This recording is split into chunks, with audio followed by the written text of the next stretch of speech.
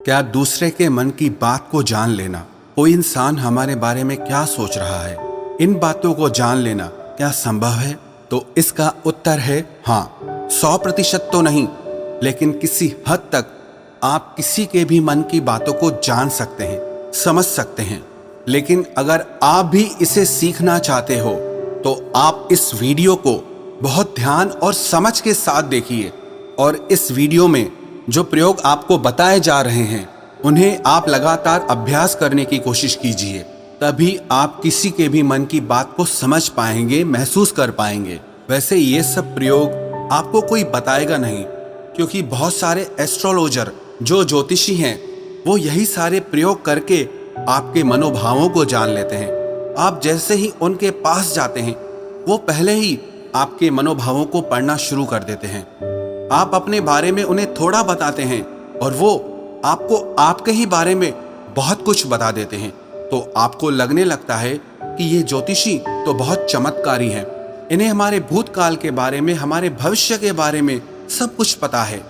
पर ये वास्तविकता नहीं है और ये कोई चमत्कार भी नहीं है। ये सिर्फ अभ्यास की बात है जो उन्होंने किया है, और उसी से ही वो आपके मन की बातों को जान लेते हैं। अब वो तो आपको ये सारी बातें नहीं बता सकते, क्योंकि उनका घर और उनका बिजनेस इसी से ही चलता है।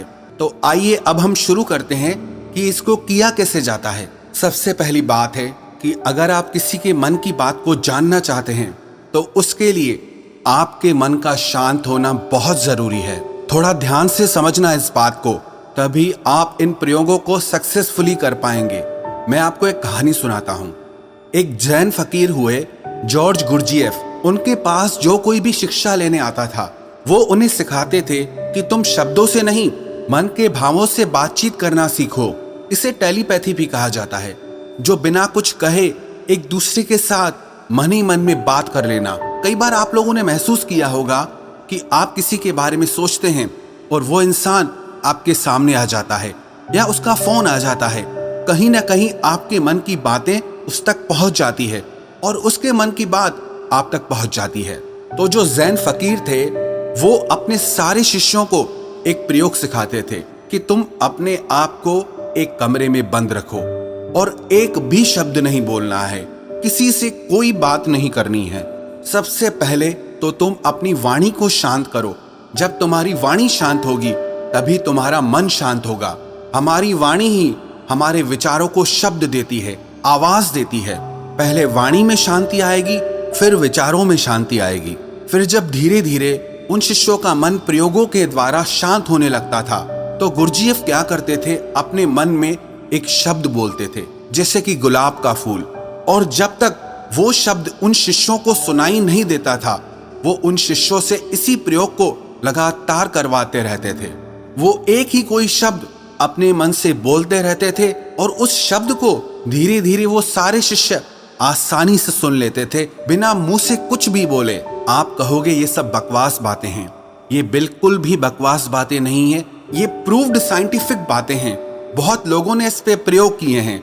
आपने कभी देखा, जो मनोवैज्ञानिक होते हैं वो बहुत से लोगों के चेहरे के हाव भावों को देखकर, उनकी बातों को सुनकर उनके मन की बात जान लेते हैं। तभी मनोवैज्ञानिक लोगों के सामने सब लोग अपने दिल की हर बात खोलकर रख देते हैं। उन्हें लगता है कि इन्हें हमारे बारे में सब कुछ समझ में आता है, ये तो हमारे मन की बातें पढ़ लेते हैं। जो लोग मनोवैज्ञानिकों के पास जाते हैं उन्हें लगता है कि इस मनोवैज्ञानिक के पास तो कोई चमत्कारी शक्ति है। सच कहूं, उसके पास कोई चमत्कारी शक्ति नहीं।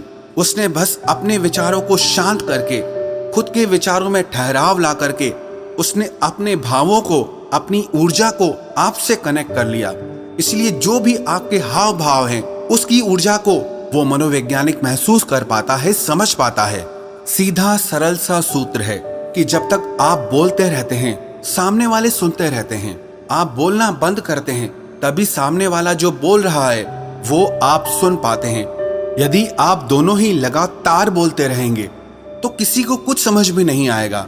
ठीक इसी तरह यदि आपका मन चुप है तभी आप किसी दूसरे का मन सुन सकते हैं। मन के चुप होने का मतलब है कि आप विचार और कल्पनाओं से बाहर निकलकर पूर्णतः शांत हो जाएं। इसे ही चित्त का शांत होना कहते हैं। कहते हैं कि इस मन की शक्ति योग के बल पर जो योगी लोग होते हैं वो चींटियों के पैरों में बंधे घुंघरू की आवाज तक भी सुन सकते हैं। तो लोगों के मन में तो दुनिया भर का शोर मचा हुआ है, वो आपको कैसे नहीं सुनाई देगा।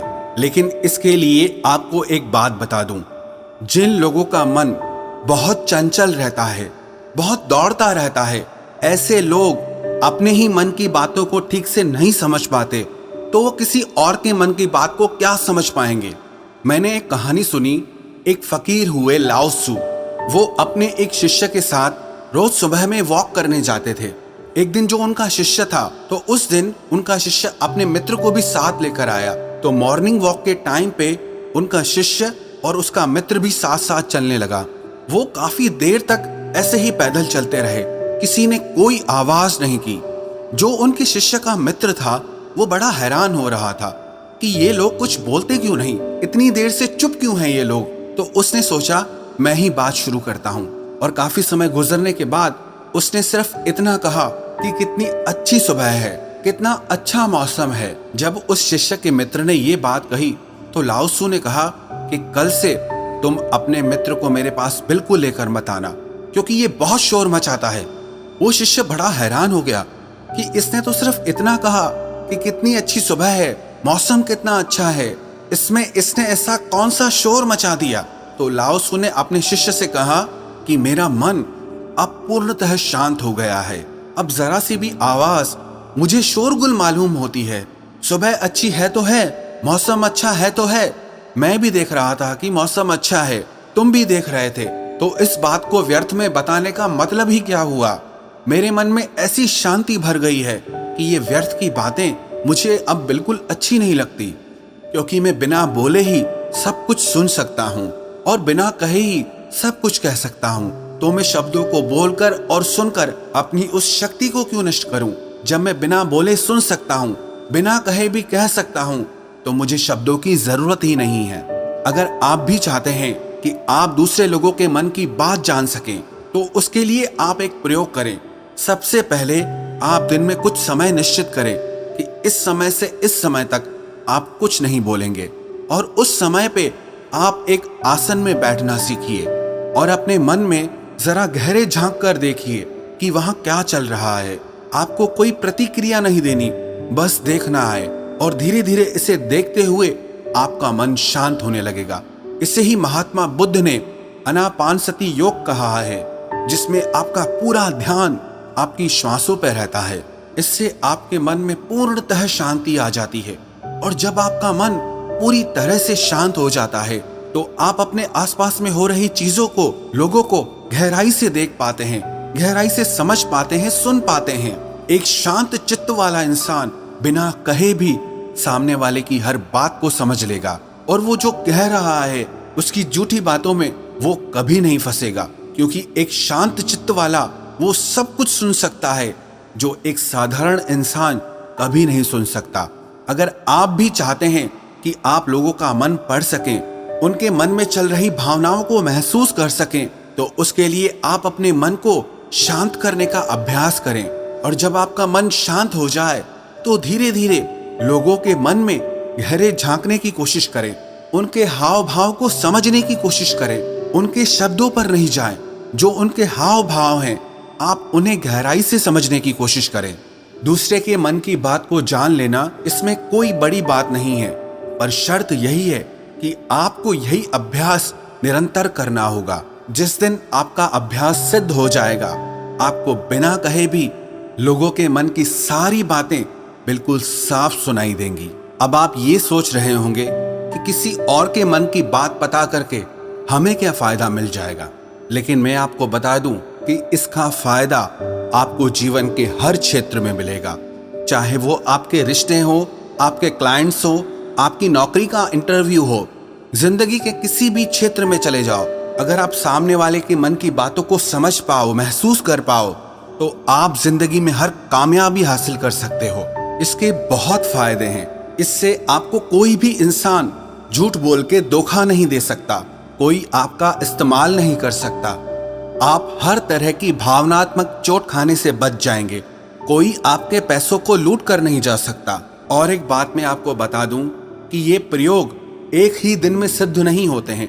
इनमें थोड़ा समय लगता है, बहुत ज्यादा तो नहीं, लेकिन कुछ महीनों के अभ्यास से ही आप जल्दी ही किसी के भी मन की बातों को आसानी से जान लेंगे।